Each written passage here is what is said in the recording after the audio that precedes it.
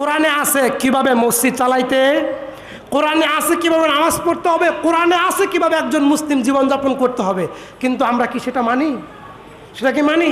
এই জন্যেই আমরা কি করে জানেন? অপমানিত হই, লাঞ্ছিত হই, মায়ের খাই। সবাই মারে, ভারতে মারে, ফিলিস্তিনে মারে, বাংলাদেশেও মারছে। মারছে না? মারছে না? মারছে না? মারছে না? কথা কইলেই জিএমবি, কথা কইলেই শিবির, কথা কইলেই জামাত, কথা কইলেই জঙ্গিবাদী। ধর বাবাই ফোলারে কয়, বাবাই নেতারে কয় আমার ফোলাই এই করে এই করে, ধর। বুঝতে পারছেন? মাহফিলে গেছি ময়মন সিং, নেতাই কয় হুজুর রাজনীতির কোনো কথা বলা যাবে না। কথা বুঝা গেছে? যেই লোক যাত্রার মঞ্চের প্রধান অতিথি, ওই লোক গানের মঞ্চের প্রধান অতিথি, ওই লোক মাহফিল মঞ্চের প্রধান অতিথি। ঠিক না বে ঠিক? আবার তার নাম না দিলে মাহফিল হয় না, এমন লোক আছে জানেন আপনারা?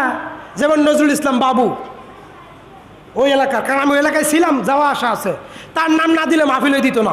আমাদের এলাকায় কিছু ছিল, তবে এত না। কথার কথা, সম্মানিত হাজিরিন, এখন আর কমপক্ষে গুম হওয়ার ভয় নাই ইনশা আল্লাহ। রিসালাত, রিসালাত মানে কি?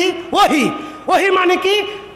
আপনি আপনার জীবন সব কিছু কবর পর্যন্ত কোরআনের আলোকে, সহি হাদিসের আলোকে, নবীর আদর্শের আলোকে সাজাইবেন। এটা হচ্ছে রিসালাত। কথা বোঝা গেছে কিনা? কথা বোঝা গেছে? তাহলে রিসালাত বুঝাইলাম।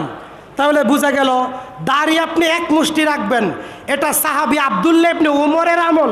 এখন আপনি দাড়ি লম্বা রাখবেন, এটা নবীর আমল। কথা বোঝা গেছে না? বুঝেন নাই?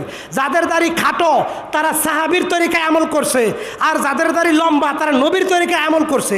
এখন আমরা কার তরিকায় আমল করব? তাহলে দাড়ি কি করতে হবে?